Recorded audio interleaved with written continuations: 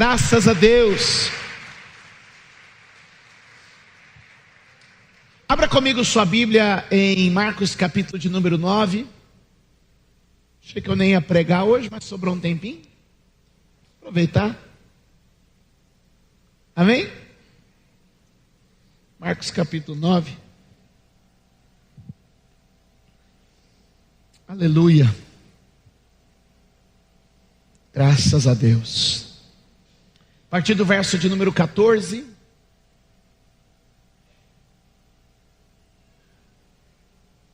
Os que acharem vão glorificando a Deus. Então amanhã culto de mulheres, terça-feira nosso jejum, quinta-feira nosso jejum, sexta-feira nossa vigília. E assim vamos. Amém? Sábado nosso batismo.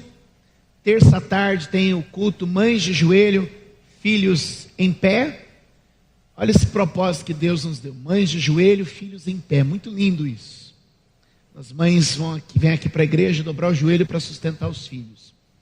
E Deus nos deu uma direção de uma campanha, junto com a irmã Sônia, que dirige, ela tem guiado aí essa turma. E a gente está fazendo uma série Mães como Você. Grandes mães da Bíblia, mas que foram como você nas lutas, nas batalhas. Então se você é mãe, é nossa convidada a estar aqui. Que mãe vai ser essa semana? A senhora lembra? Ana, essa semana. Vai ser Ana. A última foi Joquebede, né? Joquebede, a mãe de Moisés. Agora Ana, mãe de Samuel. Muito lindo que Deus está operando aqui. Todos acharam? Verso número 14 em diante diz assim: e quando se aproximou dos discípulos, viu ao redor deles grande multidão e alguns escribas que disputavam com eles. E logo toda a multidão, vendo-o, ficou espantada e correndo para ele o saudaram.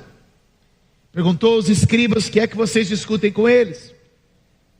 E um da multidão, respondendo, disse: mestre, eu trouxe o meu filho que tem um espírito mudo.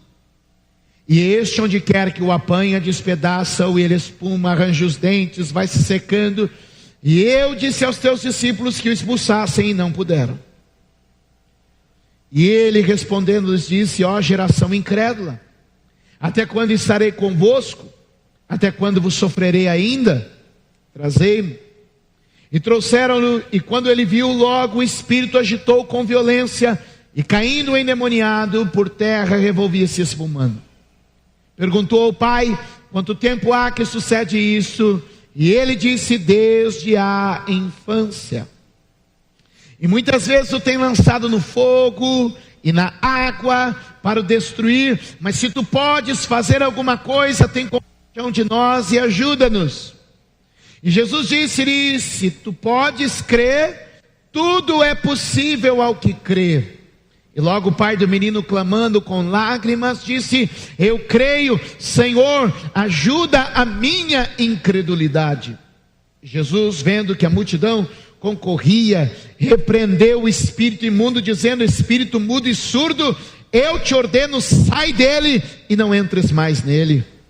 E ele, clamando e agitando com violência, saiu, e ficou o menino como morto. De tal maneira que muitos diziam que ele estava morto. Mas Jesus, tomando-o pela mão, o ergueu, e ele se levantou. Vamos ler juntos o verso 27. Mas Jesus, tomando-o pela mão, o ergueu, e ele se levantou. E quando entrou em casa, os seus discípulos lhe perguntaram à parte: por que não pudemos nós expulsar? Disse-lhes: esta casta não pode sair com coisa alguma, a não ser com oração e jejum. Segure na mão de quem está ao seu lado, diga: tem coisas que não se resolvem por nada, mas nós temos a oração e o jejum.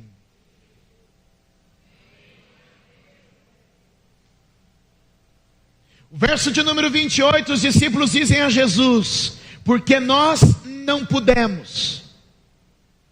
Jesus diz então no verso de número 29: vocês não puderam, Porque existem certos espíritos, demônios, casta, classificação de espírito maligno, que nenhuma outra coisa resolve, senão jejum e oração. Eu quero profetizar que nesses dias, em que nós estamos coletivamente como igreja em jejum e oração, algumas coisas impossíveis, por todos os meios já tentados, vão cair por terra, vão ser vencidas em nome de Jesus. Eu pensava nesse texto, e algumas coisas vieram à minha mente enquanto eu meditava. Eu devo ter lido esse texto nos últimos dias, não sei quantas vezes. E essa noite eu até sonhei pregando esse texto. Escute o que eu vou lhe dizer. Jesus está falando de coisas sérias e verdadeiras, que é o mundo espiritual. Que talvez a igreja de hoje, na moda do politicamente correto, porque nós estamos vivendo hoje um mundo do politicamente correto, ninguém mais pode falar nada que crie qualquer tipo de escândalo, que crie qualquer tipo de aversão, que gere qualquer crítica ou que aponte qualquer mal. Todo mundo tem que ser neutro na sua opinião hoje. Eu quero te dizer, Jesus está querendo nos libertar desse cativeiro do politicamente correto, e Ele está dizendo, existem espíritos imundos, espíritos malignos, que têm dominado a vida de pessoas, e é por isso que a vida delas não vai para frente. Existem pessoas que passaram a viver um evangelho apenas de teoria, e por isso hoje não conseguem mais executar a obra de Deus como ela devia ser executada. Juntar multidões nunca foi sinal de êxito na vida espiritual, porque eu quero te dizer, se o negócio é multidão, o islamismo está melhor que o cristianismo, porque ele atrai mais pessoas do que o cristianismo atrai. Deixa eu te dar uma palavra, o que eu quero é que o poder de Deus se manifeste em nosso meio, para que a gente venha receber de fato a certeza de que é Deus operando e a sua palavra é viva e eficaz. O texto vai mostrar algumas coisas para nós. Do verso 14 ao verso 15, Jesus mostra para nós que há muita gente perdendo seu tempo com discussões legais. No verso 14, os escribas estão discutindo com discípulos. Escribas e discípulos. Escribas e discípulos discutindo. O nome escriba quer dizer um especialista da lei, um doutor da lei, alguém letrado, um profundo conhecedor das escrituras, mas que estava apenas criando debates, promovendo discussões. Ah, meus amados, que nós deixemos de lado a discussão e o debate e comecemos a nos envolver com o poder de Deus. O que eu vejo é que os discípulos estavam perdendo tempo com gente que só queria discutir, com gente que só queria trocar argumentos, enquanto eles deviam, quem sabe, estar jejuando e orando, buscando o poder de Deus para ter mais experiência com o Pai e poder vencer as hostes espirituais da maldade.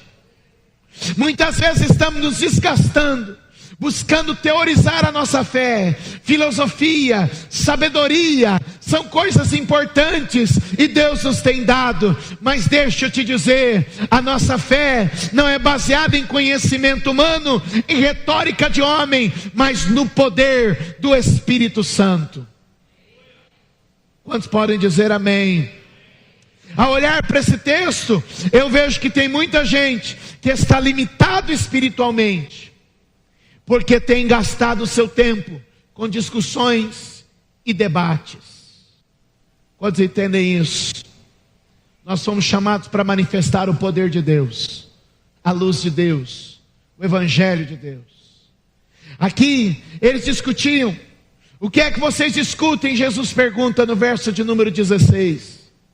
Enquanto eles vão, quem sabe, preparar o argumento da discussão, o verso 17, tem um que grita e diz assim: ei, eu trouxe o meu filho que está tomado de um demônio, mas eles não puderam libertá-lo.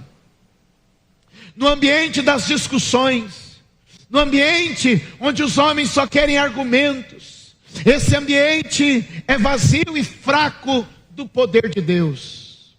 Há muitas pessoas que se aproximam dos doutores, que se aproximam dos questionadores, mas se aproximam e se afastam e vão como vieram. Sabe por quê? Porque, meus amados, tem gente mais preocupada em fazer um belo sermão. E às vezes eu tenho que me policiar. Sabe para quê? Para que eu não venha aqui dizer assim: puxa, eu tenho que apresentar algo assim, que todo mundo vai dizer: uau, como ele prega. Uau, como ele fala. Isso é uma tentação muitas vezes para o pregador.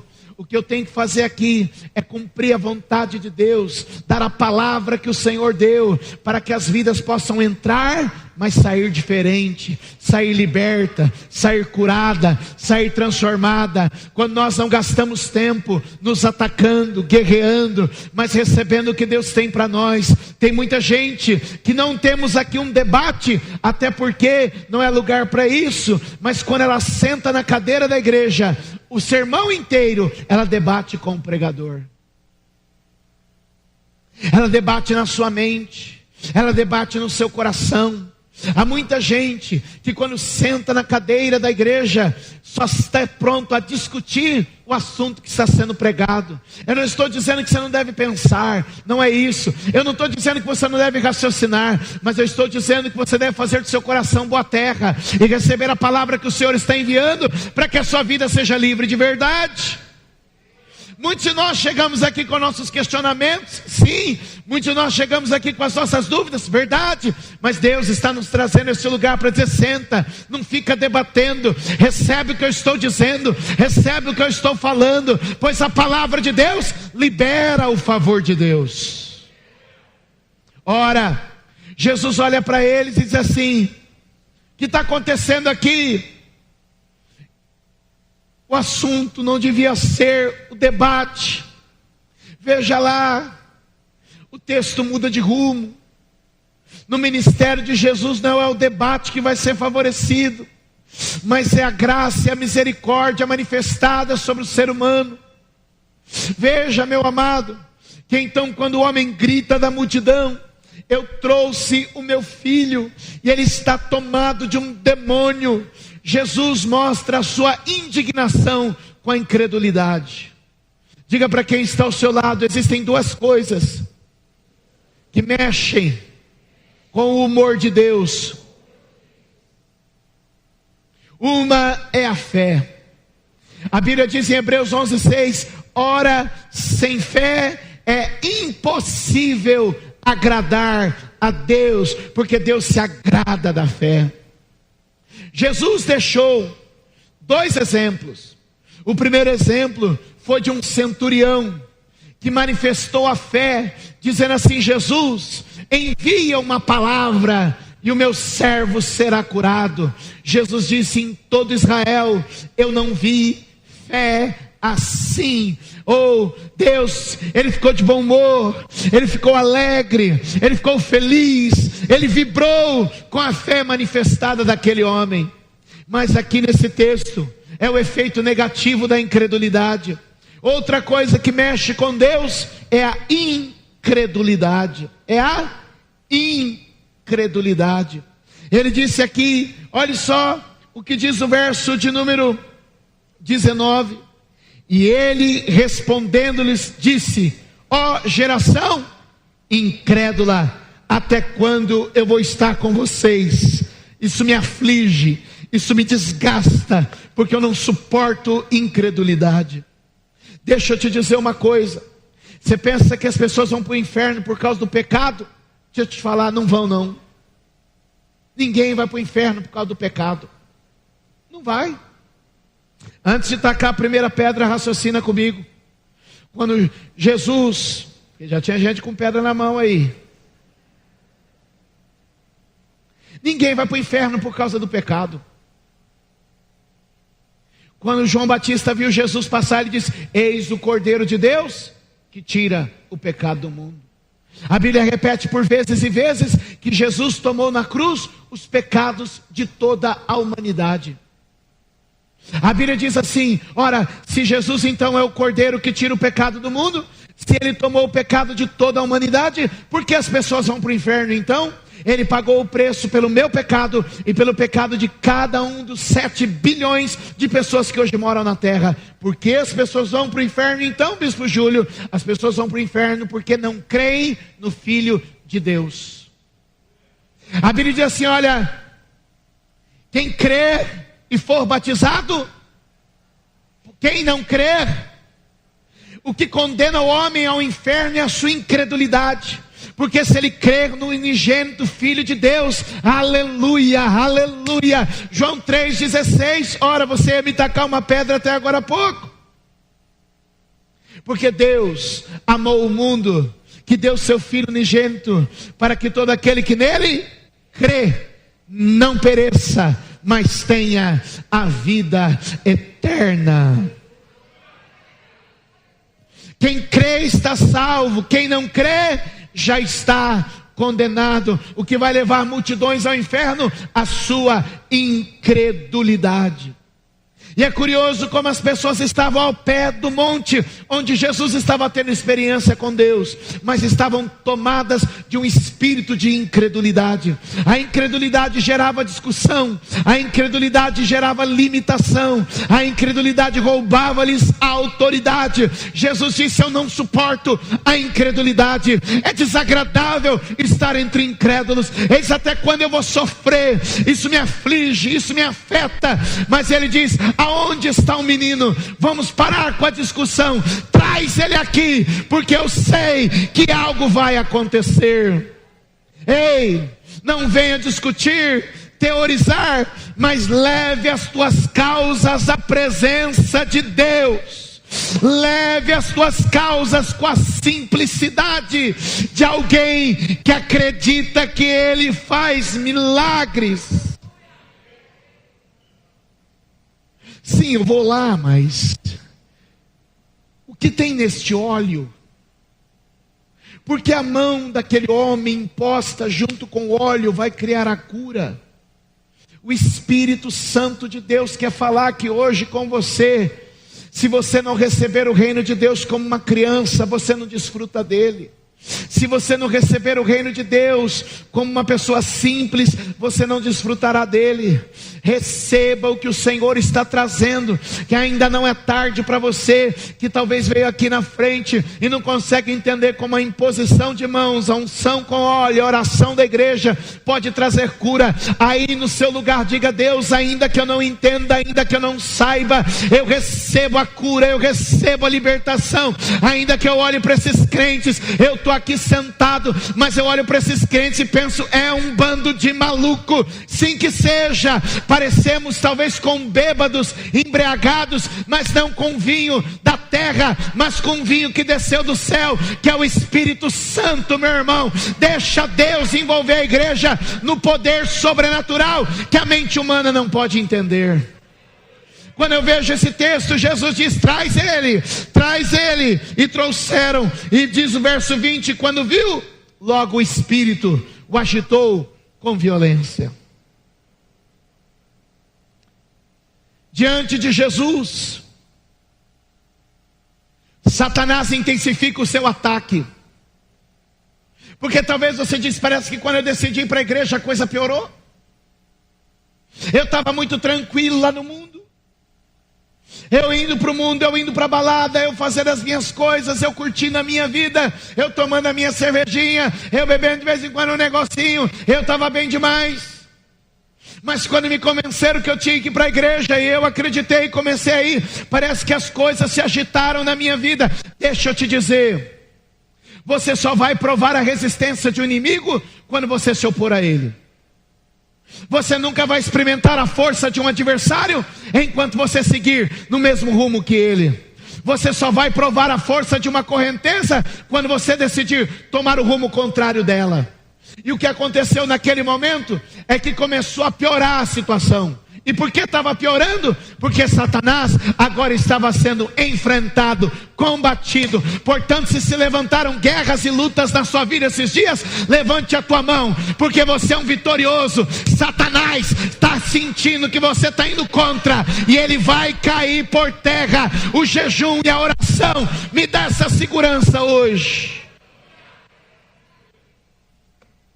A Bíblia diz que Jesus, olhando aquilo, não se assustou, ou não se impressionou com a manifestação demoníaca.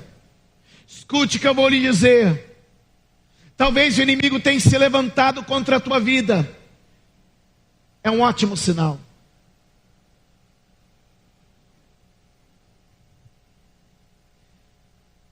Porque você deixou de se render e começou a combater. E muitos de nós estamos aqui e queremos nos focar na manifestação demoníaca, no levante do inimigo, no levante do adversário. Mas Jesus tirou o foco da ação do inimigo e procurou a fonte do problema. Ou procurou ir mais fundo do que o que é aparente. Diga para 2 ou 3 pessoas: não se deixe levar pelo que é aparente. Não se distraia com o showzinho do diabo. Não perca o foco. Existem coisas mais profundas que precisam ser tratadas. Quantos me entendem, digam amém. Olha o que está nesse texto.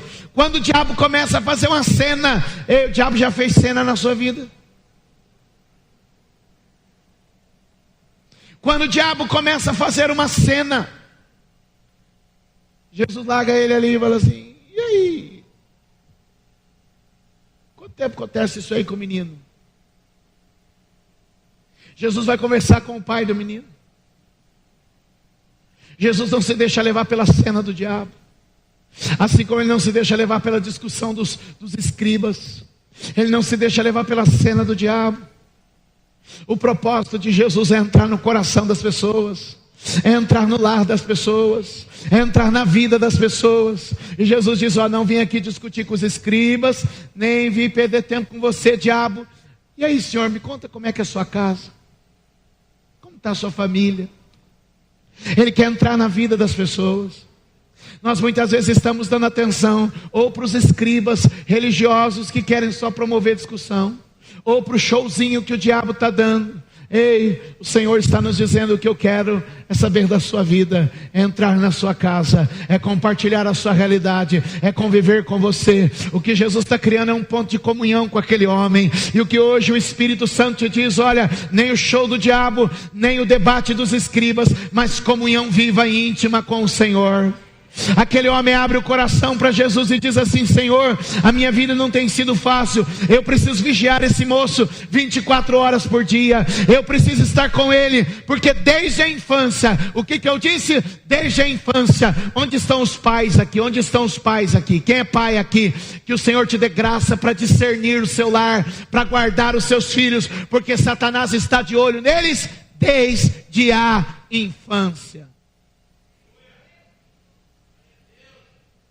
Espíritos malignos se alojam muitas vezes para definir o destino de muitos adultos é na infância. As sementes do homossexualismo, da prostituição, da marginalidade, da deformação de caráter começa na infância. Abre os teus olhos, vigia o que está entrando na sua casa. Eu orei ainda há pouco que o pai passe uma vassoura varrendo o lixo da tua casa.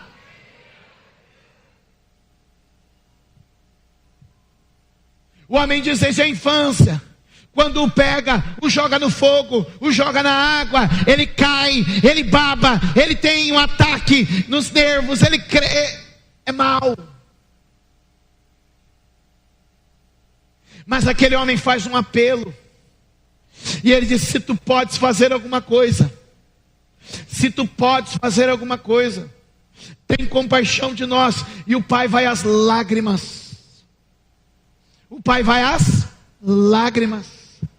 Porque Jesus não estava olhando para a discussão dos escribas, nem para o show de Satanás. Jesus estava entrando na alma daquele homem. Você quer ter vitória definitiva contra o adversário? Deixa Jesus entrar na sua alma. Abre o seu coração para Ele. Conta a sua história para Ele. Quando Ele entra na tua vida, Ele vai voltar. Ele vai voltar vencendo o diabo e calando a boca dos escribas. Pode acreditar.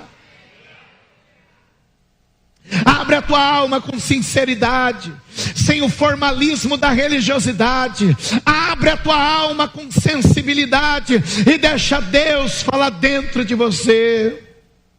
Jesus olha para ele e diz assim: a questão não é o que eu posso fazer, a questão é o que você está disposto a acreditar. Olha o texto comigo, veja. Verso número 23. Jesus disse: se tu podes crer, tudo é possível ao que crê. Vamos ler juntos? Jesus disse o quê? Se tu podes crer, tudo é possível ao que crê. Quando o homem diz para ele: o senhor pode me ajudar? Jesus diz para ele: a questão não é o que eu posso, a questão é o que você acredita. A questão aqui hoje não é o que Deus pode, mas é o que você acredita. Como você acredita? A intensidade da tua fé. E imediatamente, verso 24, logo o pai do menino, clamando com lágrimas, disse o quê? O que ele disse? Eu creio, Senhor. Mas parou por aí? O que ele disse? A minha fé precisa ser curada. A minha fé está doente. Certa vez Jesus disse aos discípulos, para o português foi traduzido homem de pequena fé, por que duvidaste? A palavra no grego oligopistos, que quer dizer homem de fé doente, homem de fé débil.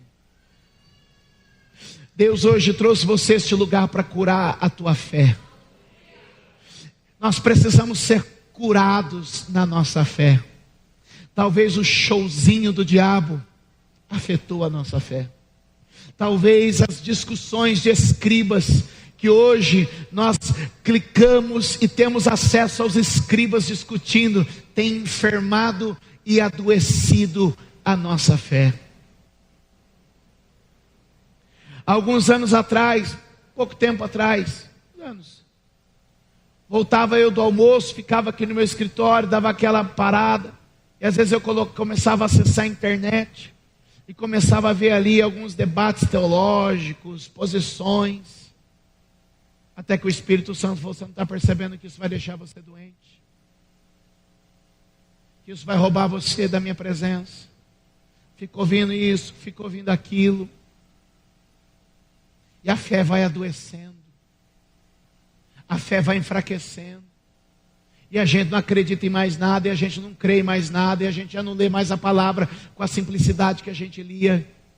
Ei, querido, eu não sei quanto a você, mas eu percebo Satanás, até esses vídeos, torna viral. Já viu alguma coisa viral levar alguma coisa boa? Viralizou, viral. Já viram levar alguma coisa boa? Eu não vi ainda não.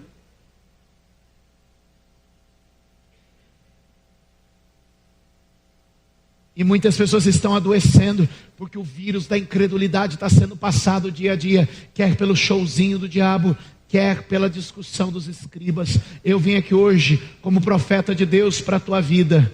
subir nesse altar para te dizer: Jesus quer curar a tua fé, Jesus quer restaurar a tua crença, Jesus quer renovar a sua força. Se o diabo se levantou, ele vai cair. Se os escribas argumentaram, o Senhor vai passar um pano na sua mente, renovar seus pensamentos, e você vai voltar a crer como uma criança, com simplicidade, crer no sobrenatural, crer no impossível, crer no extraordinário, e pela tua fé, coisa grande vai acontecer. Eu creio. Eu creio.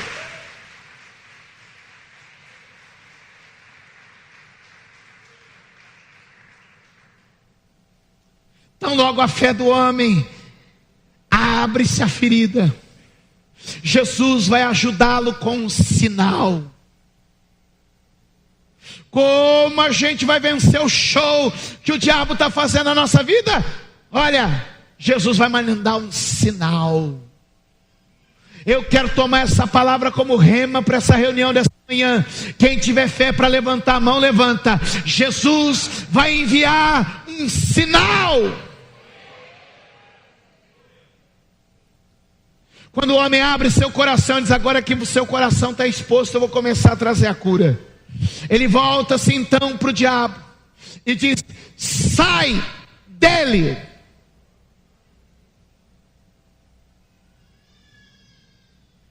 A Bíblia diz, meus amados, eu vou terminar que já deu meu horário. A Bíblia diz que o espírito agitou ainda com mais violência. Agitou ainda com mais violência. Se você quer vencer o inimigo, seja perseverante. Não desista no meio do processo. Sabe por quê? Porque até onde ele puder resistir, ele vai resistir. Mas nós temos uma certeza: a vitória é nossa em nome de Jesus. A Bíblia diz que o mal o agitou com mais violência. É como se alguém que está lutando contra uma enfermidade sofresse uma piora. Alguém que está lutando contra um problema financeiro sofresse um revés ainda maior. Aquele demônio que havia fincado estaca, colocado bandeira naquela casa, estava sendo derrotado, e ele não ia entregar o território de graça. A Bíblia diz que a nossa luta não é contra carne e sangue, mas contra principados, potestades, demônios, espíritos malignos. Jesus dizia: estes sinais seguirão os que creem. Sabe qual é o primeiro sinal que Jesus lista? Ele diz assim: em meu nome expulsarão os demônios. Esta noite, esta manhã, Deus está neste lugar para renovar a tua autoridade espiritual, para renovar as tuas forças espirituais. Quem sabe o debate dos escribas bloqueou a sua mente, e Satanás está seguro, inatingível, inabalável. Mas hoje aqui, o mais valente está neste lugar dizendo: sai da vida, sai da família, sai da saúde, sai das finanças, sai do casamento, sai da vida profissional, sai das emoções, sai da mente, sai, diabo, sai agora, em nome de Jesus. Ele está pegando a malinha dele, ele está indo embora.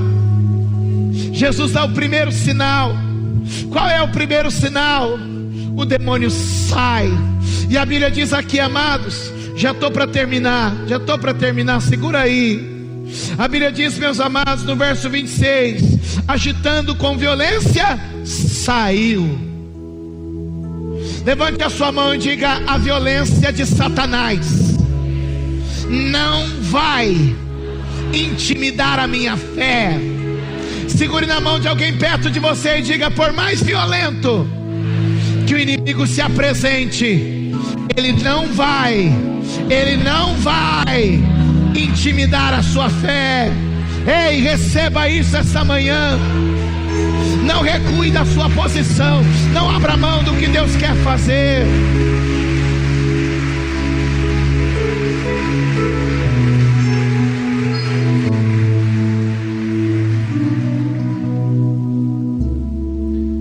Diga assim: o primeiro inimigo foi vencido. saiu.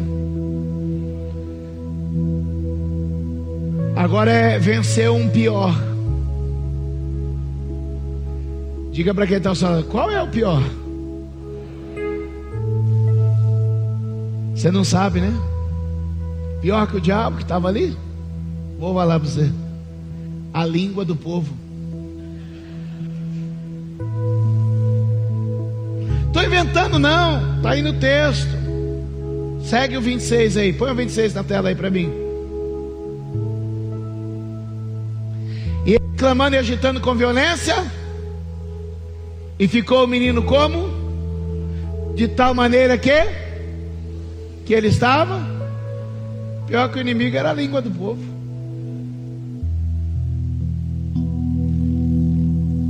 Botou ele como morto, sem estar morto. Qual é a sentença que disseram a seu respeito? Qual é o diagnóstico que deram sobre você? Qual é a palavra que afirmaram e disseram da tua vida?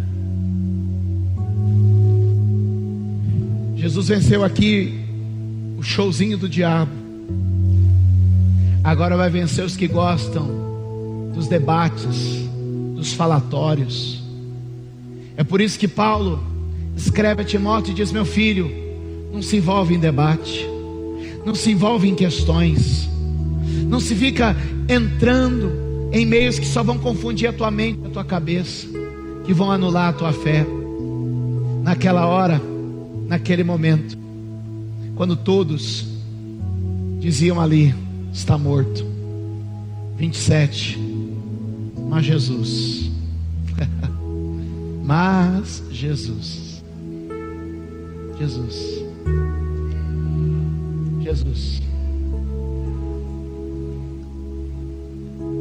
quando o diabo já fez tudo o que tinha que fazer, quando as pessoas no céu ou na terra já não nos dão mais esperança, quando tudo se parece que acabou, tem uma coisa a mais. Jesus é mais que isso tudo. É Jesus. Ei, Jesus é vivo, Jesus é real, Jesus está tão presente. Ele está tão presente aqui quanto estava lá. Ele está tão presente entre nós quanto estava naquele dia ao pé do monte. A Bíblia diz: mas Jesus. Ainda tem Jesus na sua vida. Ainda tem Jesus caminhando pelo meio da igreja. A Bíblia diz: mas Jesus, Jesus estendeu a mão, Jesus tomou pela mão, o ergueu, e ele se levantou. Jesus hoje te estende a mão, amigo, contra tudo que disseram, e apesar de tudo que o diabo fez.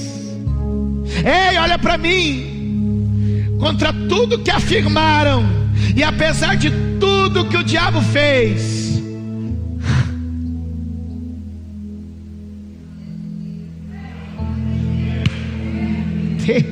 tem um que sempre estende a mão. Tem um que sempre vai nos pôr de pé. Tem um que sempre vai contrariar o que disseram, anular a sentença, reverter o quadro. Mas Jesus tomou pela mão, o ergueu, e ele se levantou. Mestre, perguntam os discípulos, o que faltou? O que faltou para que isso acontecesse? Jesus disse: há certas guerras que vão ser vencidas, jejum e oração.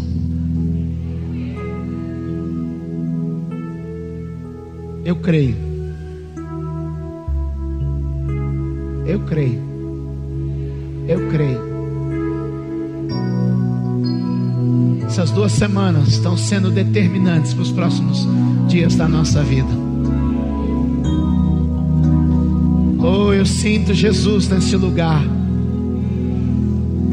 Apesar de tudo que o diabo fez e daquilo que já declararam na sua vida, hoje o meu Jesus te estende a mão,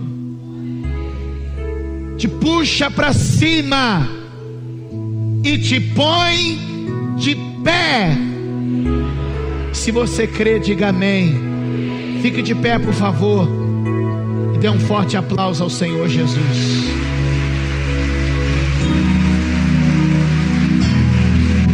Essa semana vai ser uma semana de milagres. Essa semana vai ser uma semana de restauração. Oh, aleluia. Levante alto as suas mãos, adore a Ele. Recebe o milagre de Deus, recebe a maravilha de Deus. Declara a vitória nesta semana que começa. Oh Senhor, tem manifestação do Teu poder aqui agora. Tem milagres do Senhor vindo sobre nós. Em nome de Jesus. Satanás já foi derrotado. Os argumentos dos homens serão vencidos pelos sinais de Deus na sua vida. Em nome de Jesus, meu Deus, eu oro agora por cada vida, cada pessoa, cada família neste lugar, pois eu já sei, tem mais de Deus vindo sobre nós. Cante conosco o refrão desta canção.